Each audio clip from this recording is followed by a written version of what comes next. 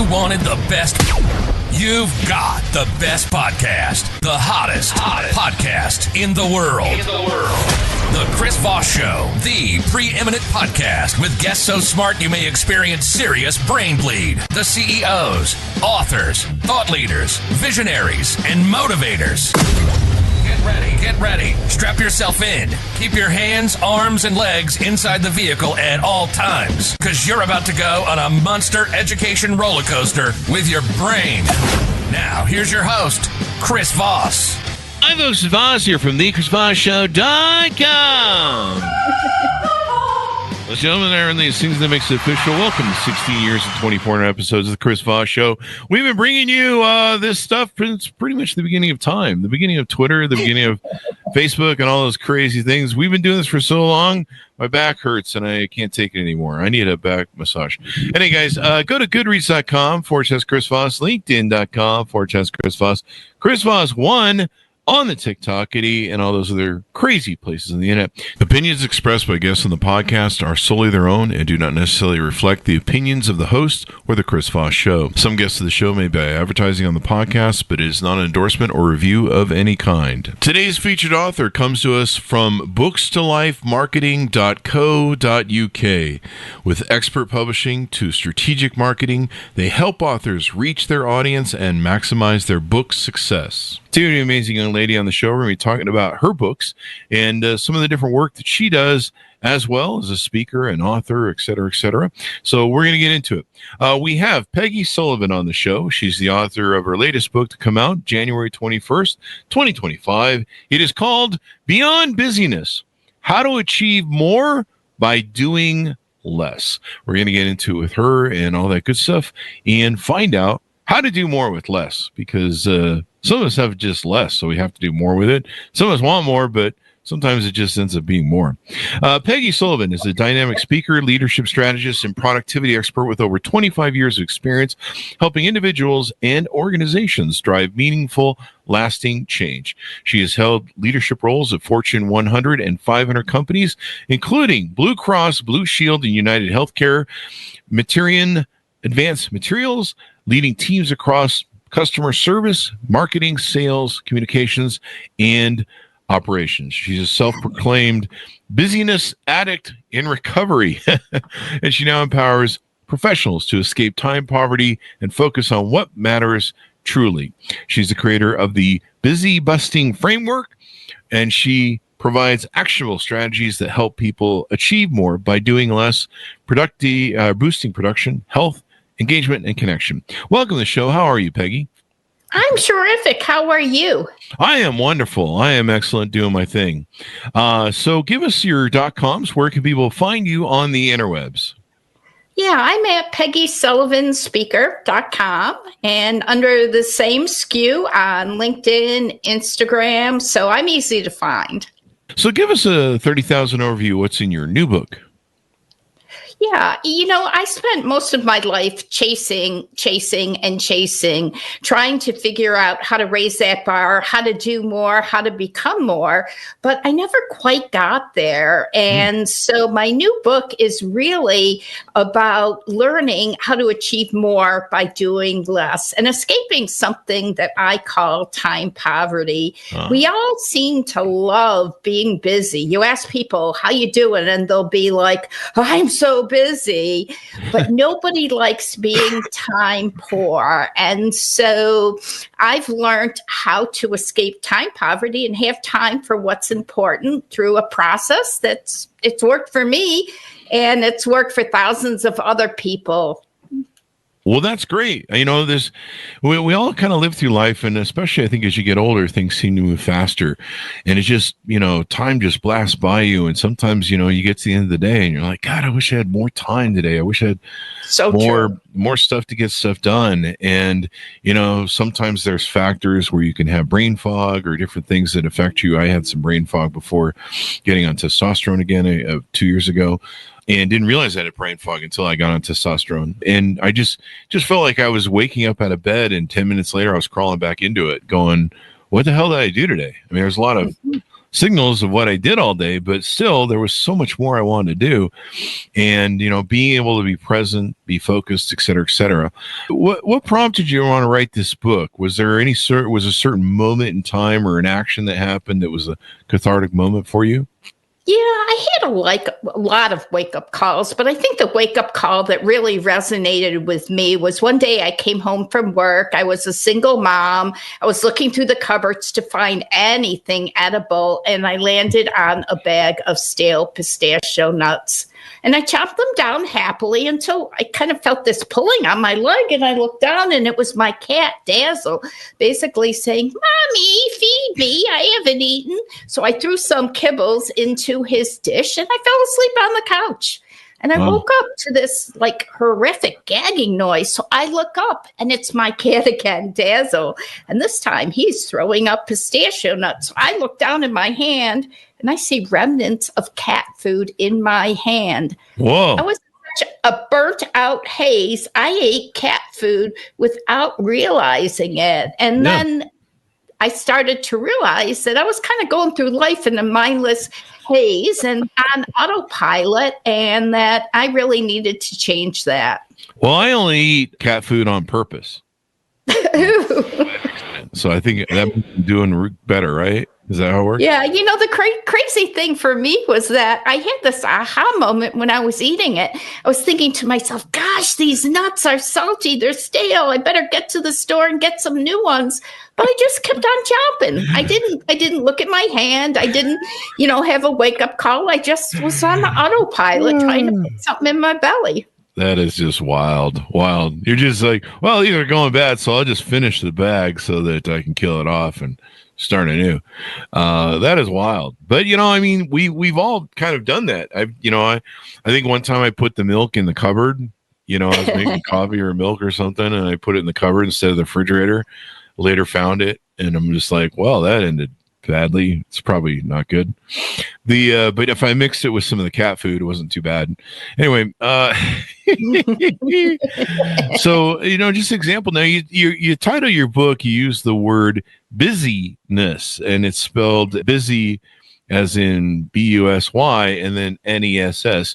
Tell us what beyond busyness means to you. Well, it's this place where you have time for what's important. It's like a sweet spot where you get to your end of your day, you say, my cup is full. I accomplished what I want to. I had an intentional day, and that doesn't come easily.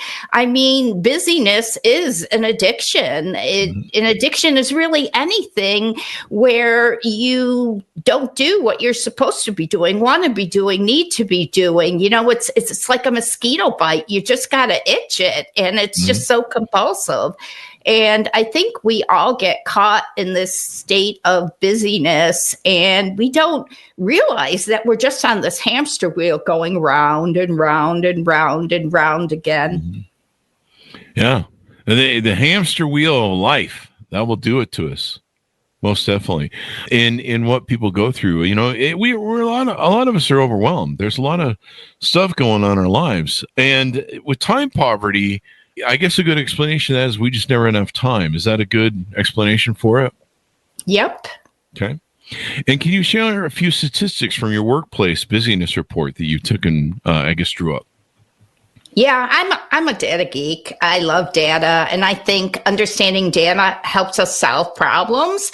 So I do a lot of research, and one thing I learned that I was not alone when it came to busyness. 94% of the population is over the top busy, wants to be less, but doesn't know how. Now, that in itself is what prompted my book. But here's a couple of other statistics that kind of blow your mind. 61% of the workforce does not have time to do their work because their schedules are so overstuffed. So they get to the end of the day and it's like, oh, now it's time to work, to really work. And then the one stat that gets me all the time, and it's consistent year after year, is 75% of the population does not have time for basic self-care, like getting your teeth cleaned, eating a meal, getting a good night's sleep, the basics. Yeah. All this busyness, it's just kind of self-sabotage.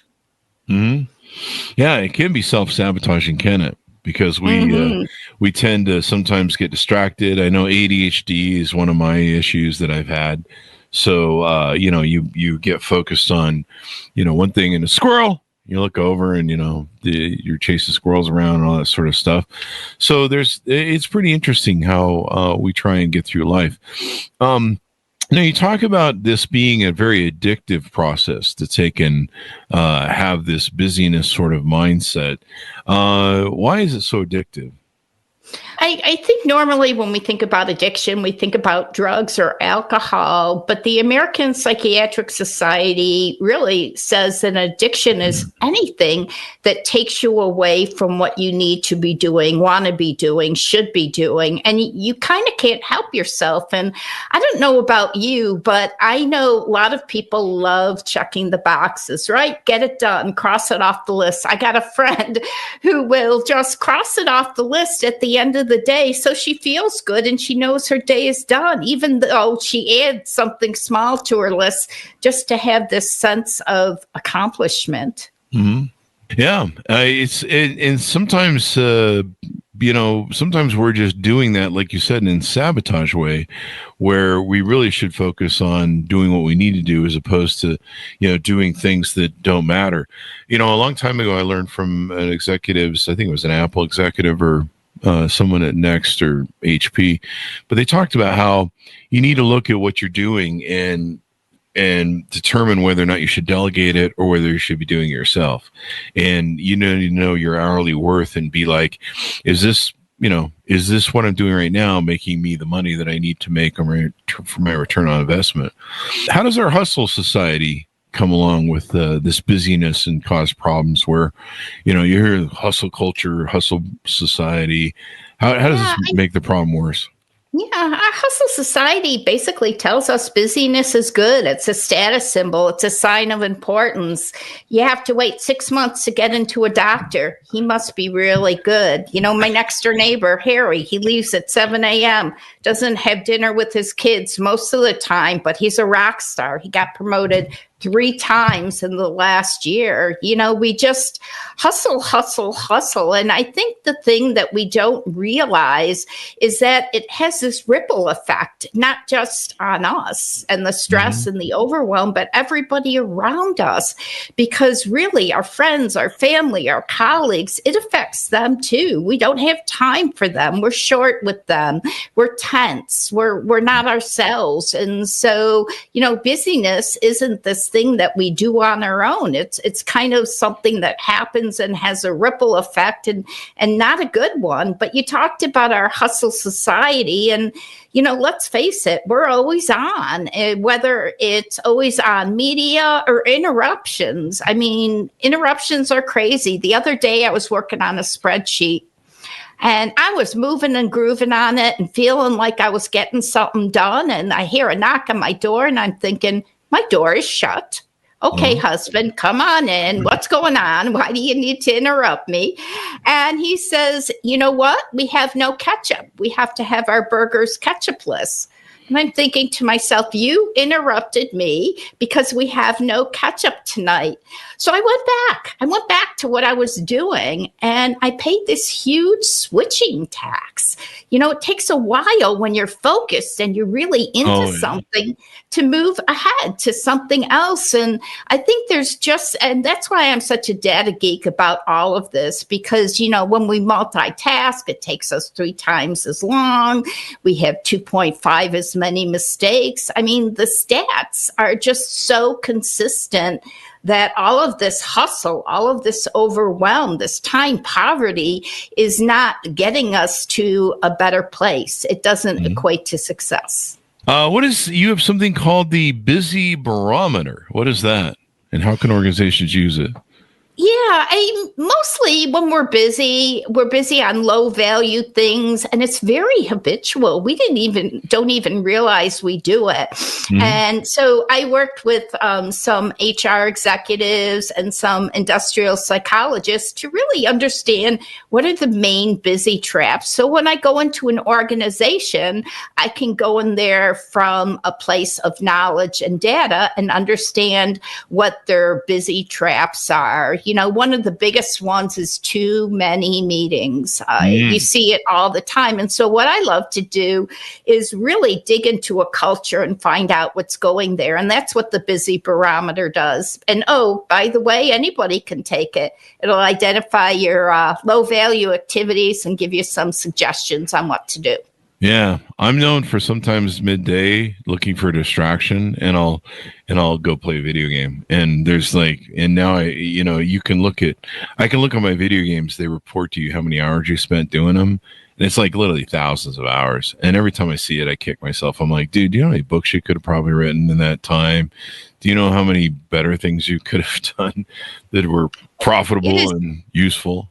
So true. And for me, I do the Busy Barometer on a regular basis, just, because my habits change and what I gravitate towards change. And it's really nice to have a tool to basically tell me you need more sleep. You're running on empty. You're not getting anything done because you're not sleeping or whatever it is, Mm-hmm.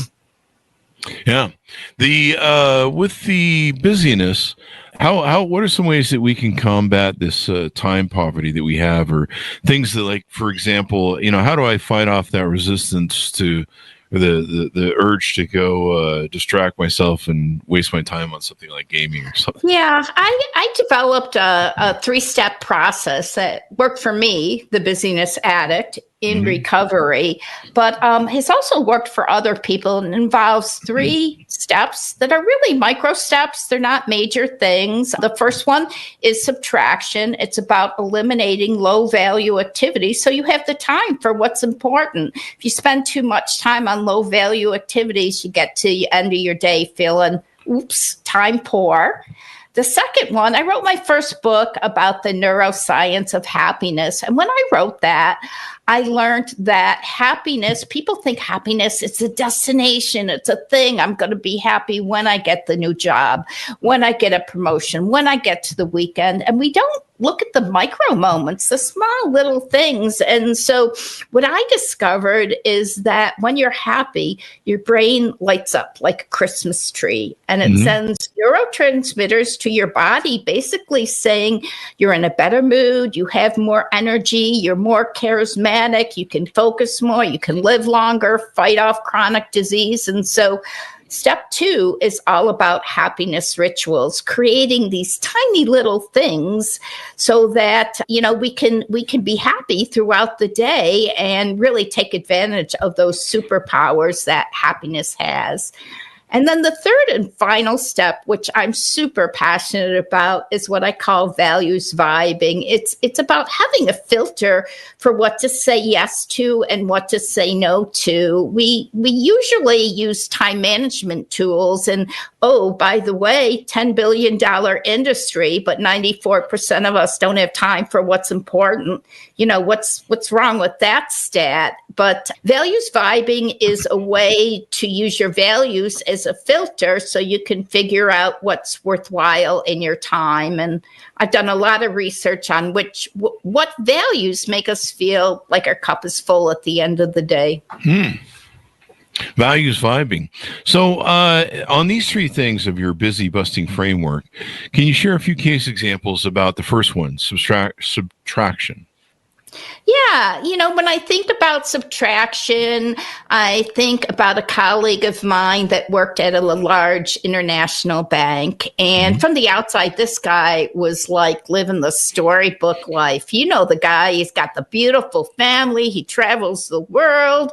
And you're thinking everything is perfect. But really, for Nick, on the inside, he was stressed. He was overwhelmed. And he was in a deep state of time poverty. So his little girl comes along, 6 years old, and she says, Daddy, will you coach my soccer team? And he's thinking to himself, there is no way. How can I coach a soccer team? I have to leave work at 3:30 every day. I'm too busy for that. And then he realized that was like a moment he wanted. He really, really wanted to do that. So he had to lean into subtraction. And what he did was he realized that he spent a lot of time in the email rabbit hole. He had thousands of people reporting to him. His email rabbit hole was crazy. The average person looks at email 69 times a day. Wow. So he thought to himself, you know what? I head up this department. I'm going to have everybody rethink this whole process of writing an email. And we're going to say no more emails unless you get value or give value. Just don't write them. They're taking up too much time. And he implemented that, and it really took people a long time. But he ended up reducing emails in the department by 65%.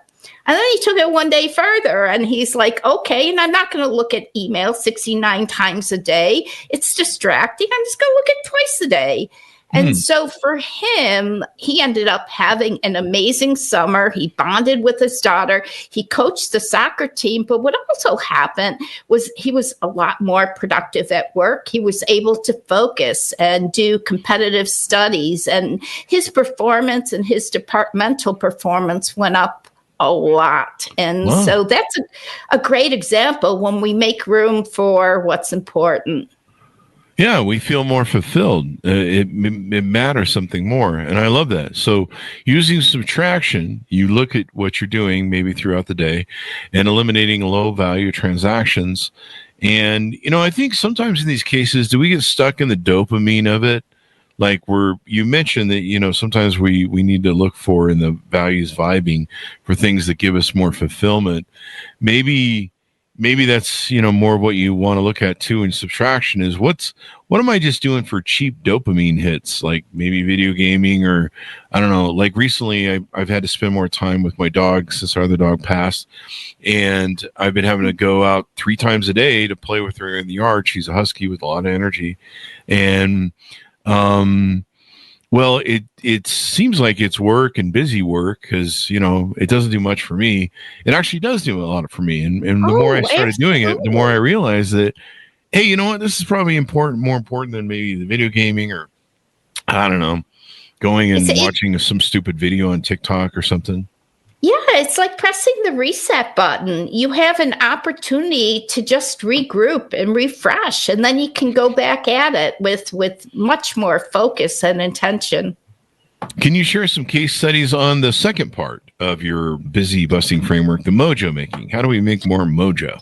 Yeah, I know. I do it personally. For me, I eat dark chocolate every day at 11 a.m., no matter where in the world Peggy Sullivan is. Really? I will open up a piece of dark chocolate. I will smell it. I will close my eyes and I will taste it. And just 3 minutes. And I just feel recharged. But I love the story about it in the workplace. I started doing these happiness rituals, and it was just something that I did. And I thought, what the heck? Let's bring it into the workplace. And I worked at United Healthcare and managed pretty large department of customer service reps. And customer service is hard on a good day. And it's just a really hard thing to do. And I kept on thinking, what if we did happiness rituals in the workplace? So we brought them into United Healthcare twice a day. We did cubicle dance parties. Sometimes we sang happy birthday. Sometimes we told jokes. But the rule was it couldn't be more than 3 or 4 minutes and only twice a day. Oh, really? And it was crazy because their first call resolution, which is a service metric, went up. It improved 23% in 6 weeks. And so it just, for me, reaffirmed that when we take these little micro moments to just get out of our own head and to laugh and to have fun and just to enjoy life, that we're just a lot more productive. Oh, yeah. I mean, and, sometimes breaking out the monotony, getting the blood flowing, moving around, I like that sort of thing that you have got going on there. What are some examples of values vibing from your case studies you can share with us, maybe to give people a better idea? Yeah, I think after COVID, we all kind of got caught in this, I can do it electronically mindset. And, the loneliness epidemic that's going on is really real. But a lot of times in work, we're hustling, we're focusing on our work, and we're not connecting with human beings. So I had a friend, Randy, who was a colleague at Blue Cross and Blue Shield, and he was working on a big project one day, and it was in Buffalo, New York, and he pulled his staff in and said, oh, we got to all crank and burn on this. I'm not getting it done, and it has to be good, and we've got to do this. And next thing he knows, the security guard comes in and says, there's a snowstorm out there. There's a travel ban. Nobody's going anywhere. Wow. And he's thinking to himself, this is great. We'll get this project done. This is awesome. And then he gets real and he looks around the room and he realizes everybody's exhausted. And then he has this even bigger aha moment, is that his relationships with his employees were transactional. He didn't really know them. And so what he decided to do, instead of doing that project, he just decided to spend time with his people and find out more about them, what they love, what they didn't love, what they liked at work, just more about them as people. And he made connection with everybody. And he noticed his department was running real smooth after that.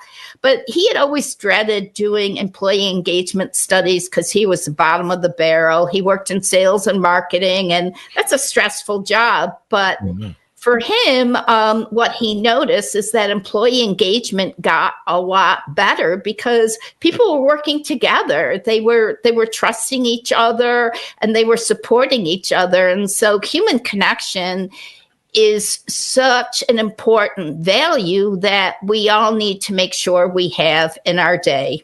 Mm-hmm. Definitely. The more help we can get, the more help we need through some of our days that we have and how it works. So tell us about you growing up. What motivated you? What influenced you? How did you become a speaker, an author, doing the things that you do to help other people be better? Yeah, my dad came over to America. He was a Holocaust survivor. Mm-hmm. And so I grew up with this work ethic, eat, work, sleep, repeat. And I saw it in my father, and I saw how he, was so focused on providing for him, providing for his parents.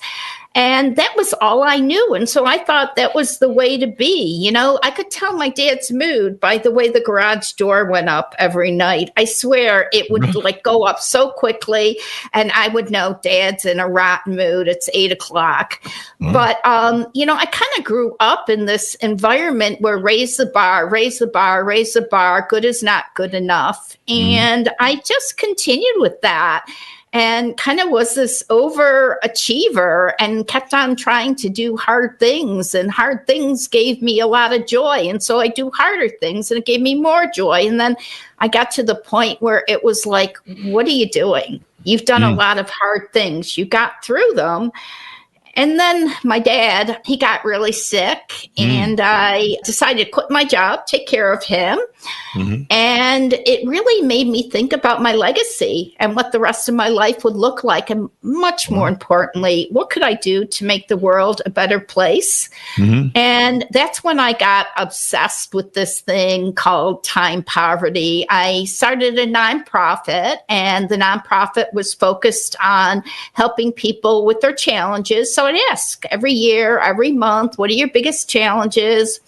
People would tell me I don't have time for what's important. So I figured if I can solve for that, if I can figure that out, boy, that will be a beautiful gift I can leave the world. And so 10 years later, after trying a lot of different things, it's what I'm passionate about and it's what I love doing. And oh, by the way, personally, I'm happier, I'm healthier. I spend time doing the things that I love and they light me up, and life is it's just a whole bunch better. Well, you found your purpose then. So tell us about some of the other offerings you have on your website, some of the other things you do that maybe people out there might need some help with from you.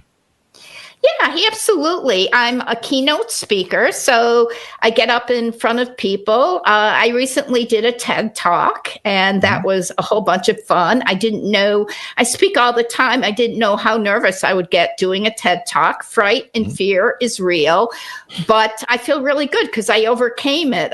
Last minute before I got on stage, I ended up doing a handstand just to get my body going. People are like, "What are you doing?" I said, "I want to take my mind off speaking in front of all these people." But I coach people on how to achieve more by doing less. I do a lot of workshops. I go into organizations and help their leadership teams lead more effectively and really just get more engagement, because let's face it, our world is not engaged and people aren't loving what they're doing. Yeah. And a lot of that, I think, is the way we present it, and it has to be different. We have to be doing differently.